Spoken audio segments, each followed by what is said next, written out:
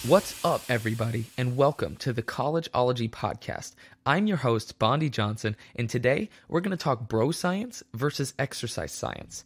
Now, a few quick things before we get into the show. A new episode of Collegeology will be produced every Monday evening. Be sure to add the podcast to your favorite RSS feed like iTunes, Spotify, SoundCloud, whatever you like to listen to your podcasts on. You can find me on Facebook and Twitter at The Collegeology Podcast for information on topics, as well as participate in contests and even be part of the show. All links, including links to the studies that are available, will be in the show notes. Now, let's get into it. You're listening to the Collegeology Podcast, where college meets science. Is this gonna be on the exam?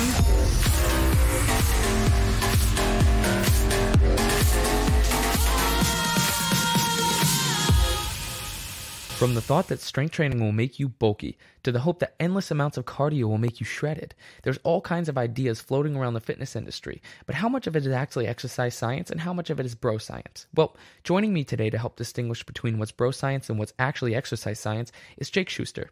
Jake is the strength and conditioning coach for Florida State University Track and Field, where he also serves as an adjunct professor and research affiliate of the Institute of Sports Science and Sports Medicine. Jake has a bachelor's in exercise science, jointly from McDaniel College in Maryland and the Hogeschool University of Amsterdam, a master's in exercise physiology and sports nutrition from Loughborough University in the UK, and is completing his doctorate degree under Dr. John Kiley in the UK, focusing on speed development in elite athletes. He performed most of his doctoral research with New Zealand Rugby in the build-up to the Rio Olympics and has trained elite athletes across 20 sports in 7 different countries. Jake has certifications with the NSCA, USAW, World Rugby and Reflexive Performance Reset, and has presented on research topics around the world. Welcome, Jake, and thank you for being on the show. Thank you, Bondi, and congratulations on starting this podcast. I think it's awesome what you have to offer to the industry and to bros around the world who want to get strong. bros around the world. Yeah. And this is going to be fun. Thanks for having me. Yeah.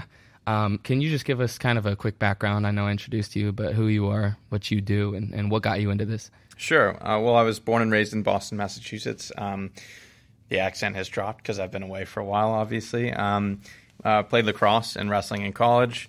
Your typical niche New England sports. Like most who got into this field, I realized I wasn't good enough to go pro in anything, so I learned how to take care of other people instead.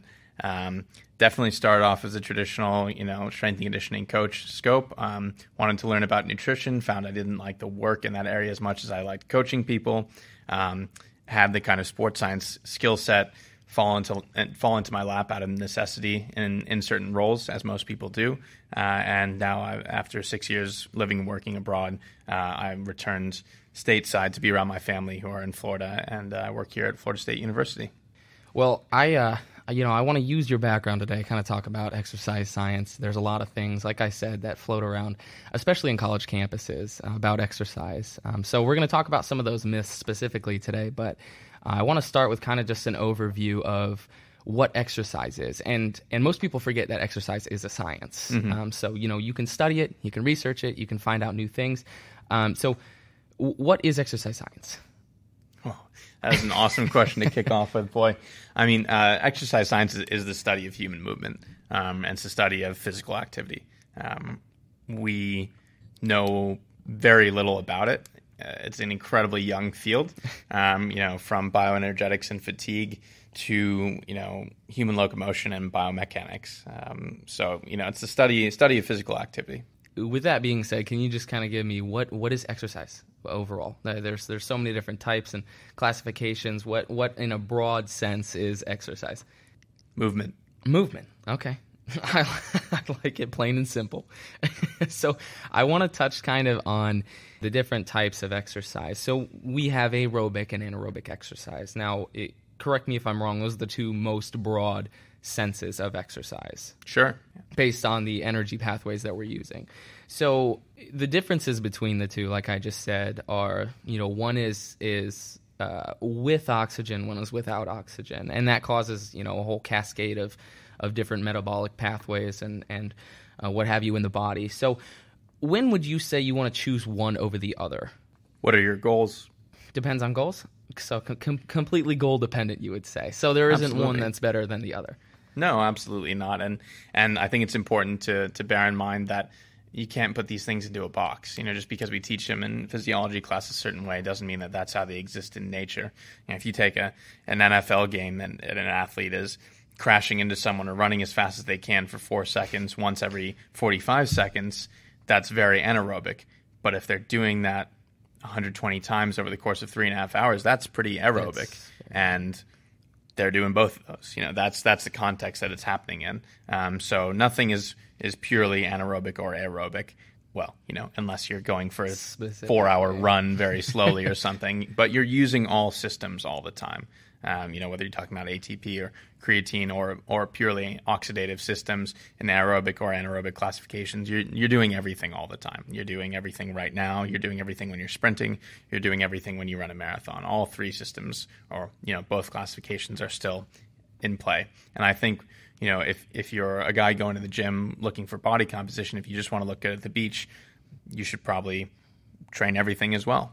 It depends if you want to look good or if you just want to be functional and useful in this world. If you want to be able to, lift things or be fit if the apocalypse came. But training both ways or training every way is probably the best way to develop a healthy and robust and aesthetically pleasing body.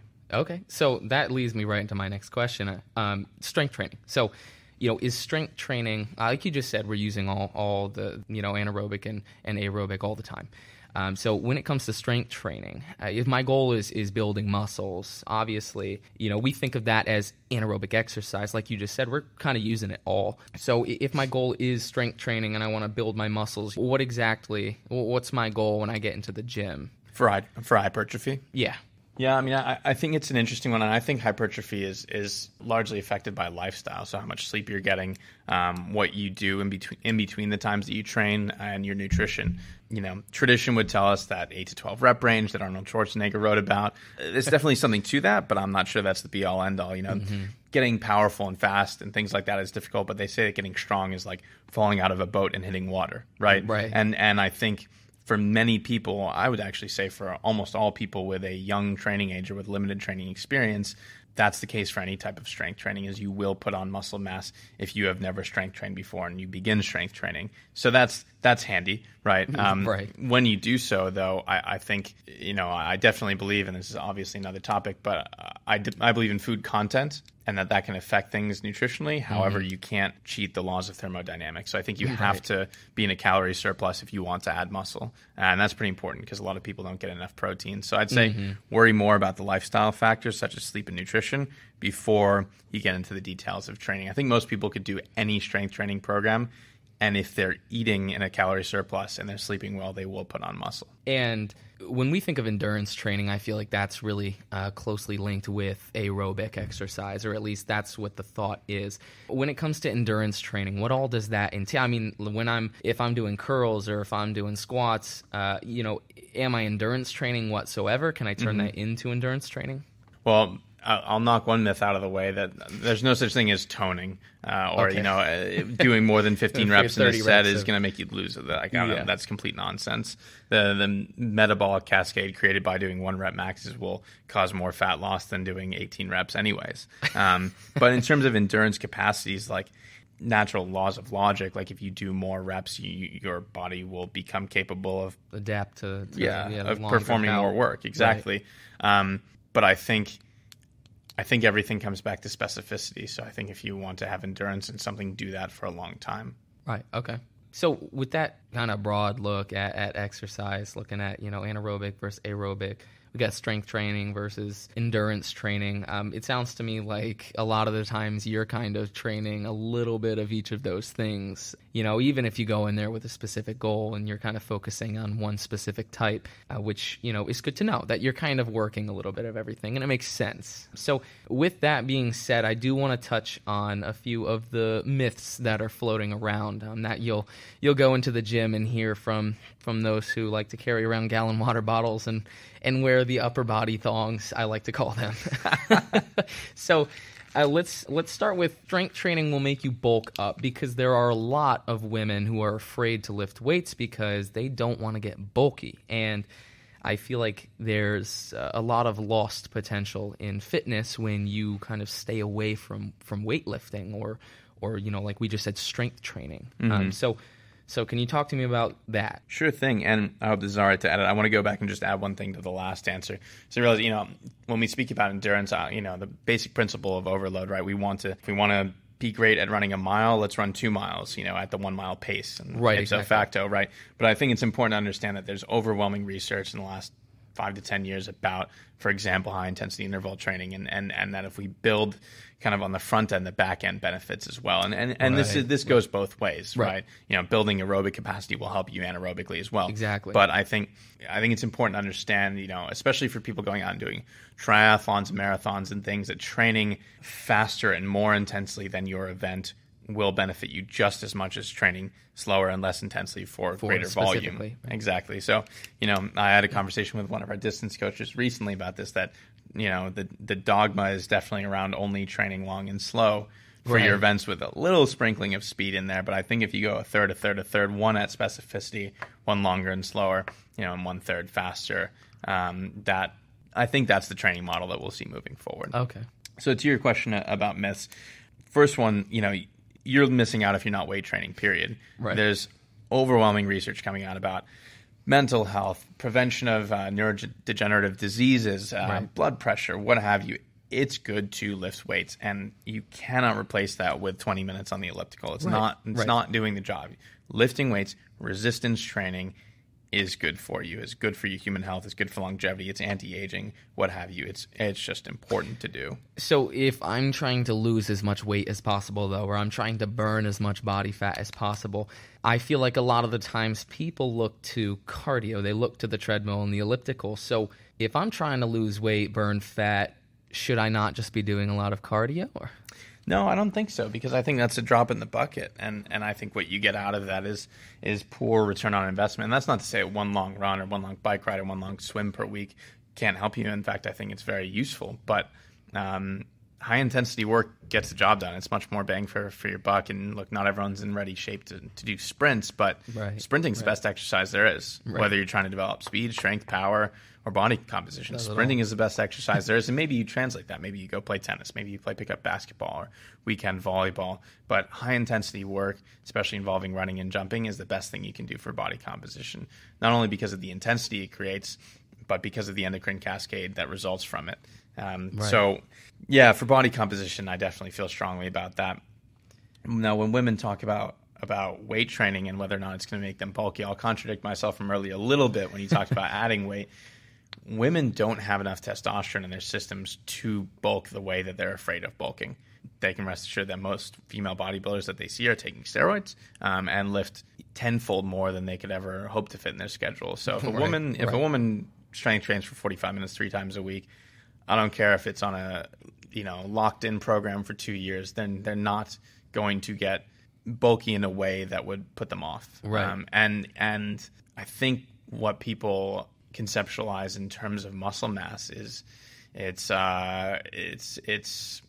unrealistic. I think most women, if they put on 5 pounds of muscle, they would look better and they'd be happier with their physique. Because it's not going to go all to your shoulders. Exactly. You're just going to see more definition. You know, the look that they're looking for. Exactly. And you're seeing the tide turning with some of this. You have some people like Brett Contreras, working with glute training in females and people seeing the benefit of that. And a friend of mine, Ashley Crosby, kind of leading this mission for females to lift more weights because it makes you stronger and feel better and more confident and brain functioning and everything. I think that one needs to be put to bed. Like, you're going to have to weight train 10 hours a week and taking an insane amount of protein, and even then probably not see probably still not going to look the way you wouldn't want to look without steroids present. Exactly. Most women, it's just a completely irrelevant fear. Okay, so moving on from that, if I really have a problem area, I say that with air quotes, if I'm trying to target that,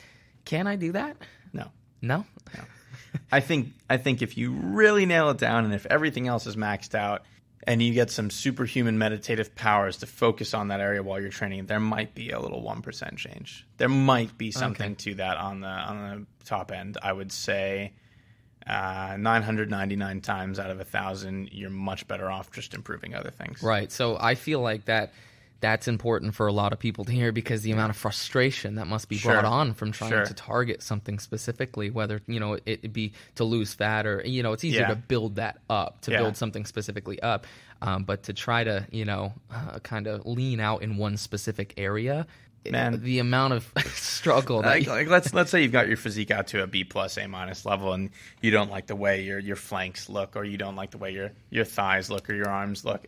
You're much better off sleeping another hour a day, taking your nutrition to the next level, or going and getting cosmetic surgery than you are, or optimizing your hormones. So a lot of people who can't get rid of those love handles or whatever, they're probably just highly estrogenic, or there's something going on environmentally that they're not great with, and don't pee into the wind with some of that training stuff. Focus on the important things. Right, the overall, like you said, the lifestyle. It's really where you're going to start to see those changes. So I like this one especially because I love the mentality that you have to think that this is what fitness is, and that's not leaving the gym unable to walk or not being as sore as possible means you didn't get a good workout. So can we kind of touch on why that isn't necessarily true? It's almost a tough one, Bonnie, because I can't think of any reasons why it would be true. I don't know what created this, if it was CrossFit, if it's personal trainers trying to earn their salary, or what it is. Make them feel the results. Look, it definitely depends on your goals. Like if you only have 1 day a week, you might want to do that to yourself. But on the whole, like the many, if not most of the best workouts, air quotes, that I see, you walk out able to breathe just fine.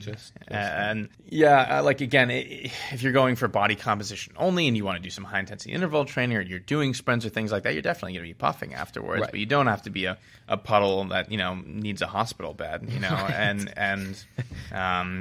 Whatever image people have of that is silly. You should definitely be hurting at some point in the workout, in the session. Right. But to say you need to wake up the next day and not be able to use a specific body part, right, and be like, yeah, I killed it yesterday. Well, and that's silly anyways, because most people don't have the structural integrity or the posture or just the tissue quality. People just don't feel good enough in the day-to-day to put themselves in that position. You'd rather be able to get out of bed the next day. Right. And not to mention, the damage that you're doing to your freaking joints while you're... Oh, for sure. For sure. Like, you want to be able to train multiple times a week. You want to be able to have an active lifestyle. You want to be able to have a body that, if you're on the weekend and someone says, hey, I want to play pickup basketball for 2 hours, that you're not worried about breaking. Your knees or ankles. Yeah, exactly. Yeah.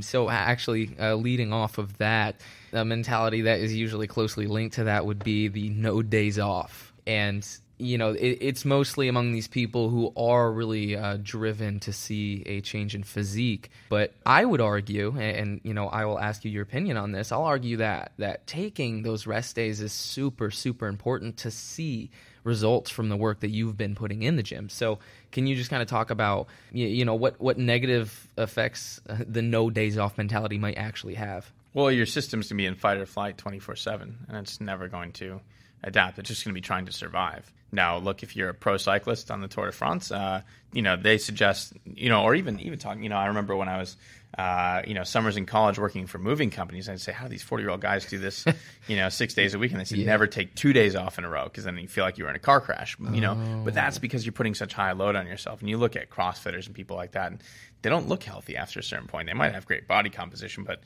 they would do better with a day or two off a week, spaced out. And, this might butcher a metaphor here, but think about if training is filling up a glass of water, and if you never and the gains from training are drinking that water, right? If you never stop to drink that water, first of all, you're never getting any water. Second of all, the cup's going to spill. Right. I like that. That's very simply put. I think that really conveys the message. So yeah, and that's I would agree. I feel like people need to kind of put that to rest, just like the amount of frustration we're talking about that could be brought on by somebody who's really focusing, trying to target a specific part of their body to lose fat. Like, you're not going to get anywhere with those efforts. You're better off to kind of change, the lifestyle or look at other things. And similarly put, you take some days off, you will actually probably see much more results than you would if you can just switch the thought of I need to be in the gym every day to put in the work, but give yourself time to adapt, recover, and then go back at it. Well, exactly, Bondi. And the gains are occurring while you're resting during sleep and during rest days. Right. The gains are instigated by training, Right. but they're only happening when you're resting. Right. They're not happening as you exercise, meaning the more you're in there exercising. Right. Look, if we're going to go run in a track meet, we're not training like crazy the day before. We're training a few days before, a week before, Right. and knowing that the adaptations will occur in time for the race. Exactly.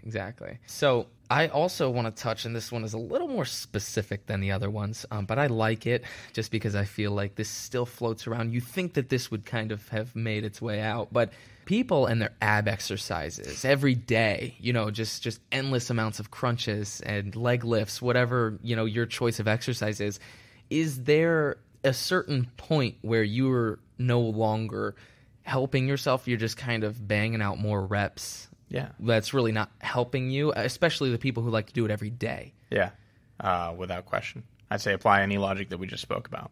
Right. I'd also say on that topic is like crunches are about the worst thing you can do for your body anyways. And that sprinting will do more for your abs, or swimming will do more for your abs, or playing tennis will do That's what I more was for gonna your ask abs you. than So any crunches ever would. The exercises, compound movements like squatting, deadlifting. How much of an ab exercise would you say that is? Oh, do a good front squat and tell me how that compares to a crunch. To a crunch. Yeah.